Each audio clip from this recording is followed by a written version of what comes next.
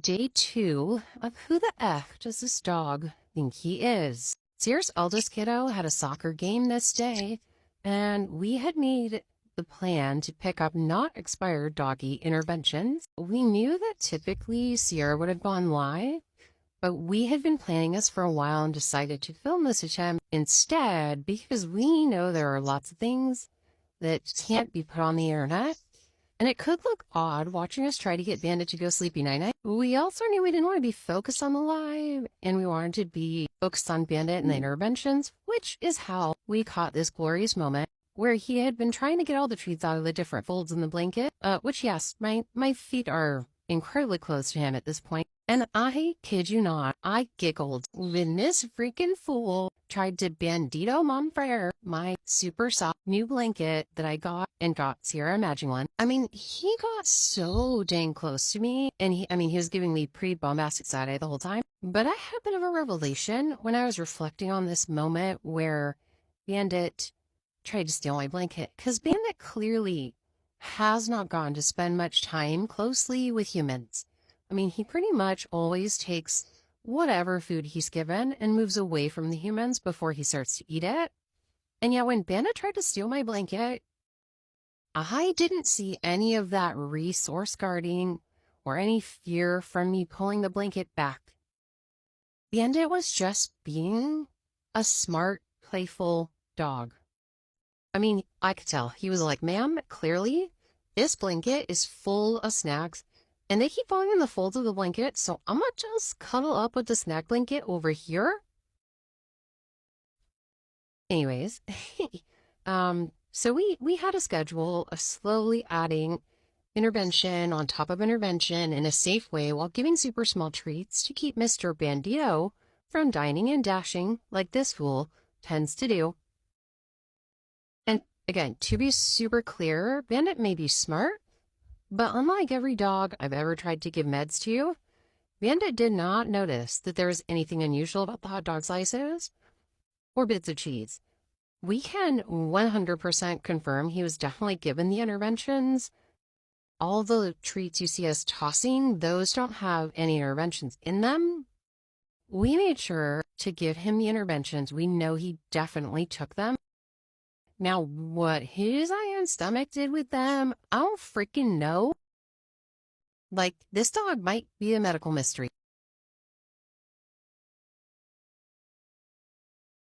Oh, but he yawned. He yawned, okay? So again, he was giving us signs. He did seem like he was getting calm and tired.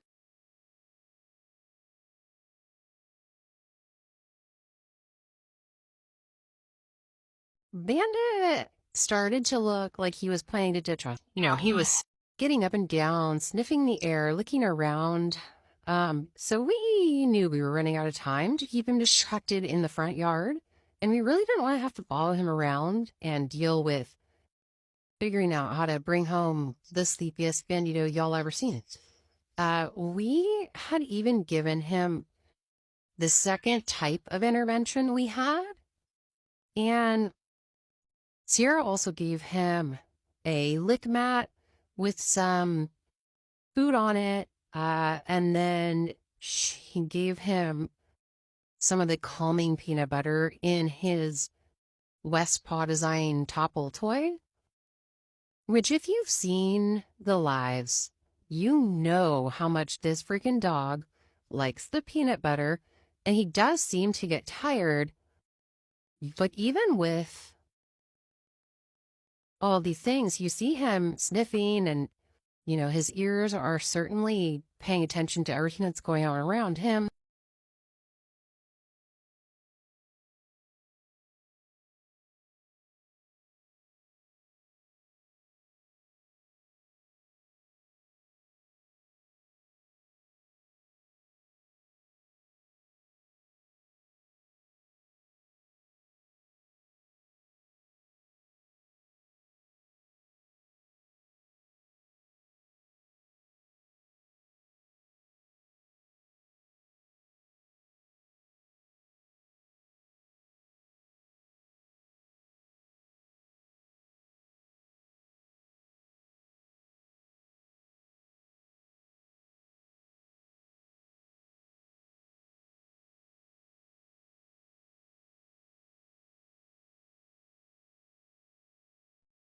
So while I was there, I just have to say, I got incredibly starstruck when a guest appearance was made by, oh my gosh, you guys look, look, it's Frederick Jr. It's here to avenge the murder of his great grandpappy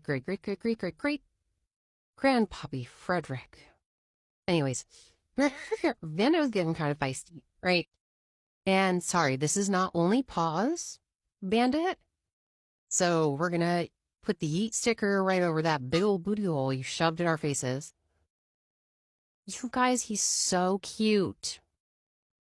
But look, Sierra and I were not moving our feet hardly at all throughout this night, okay? We would shift our feet when we finally like covered ourselves with the blankets and stuff. The slightest movement, you could tell Bandit would be on high alert. Even the blanket you see underneath my feet here, it's kind of made out of like sleeping bag material. And yeah, that sound definitely was new for Bandit.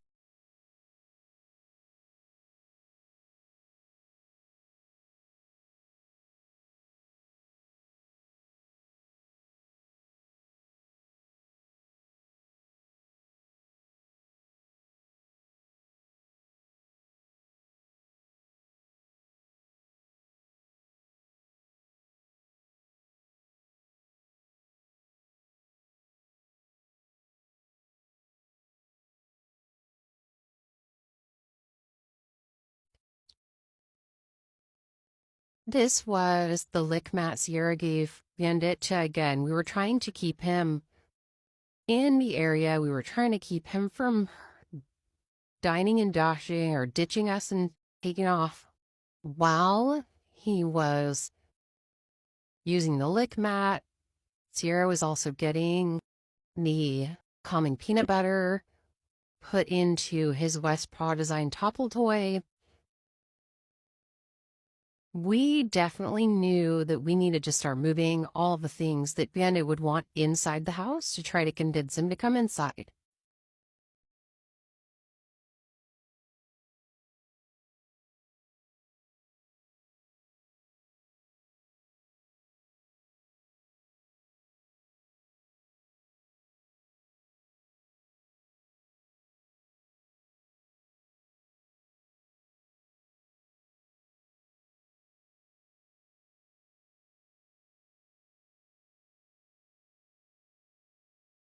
So while he was doing all the enjoying of all the treats, I pulled my blanket across the threshold of the door.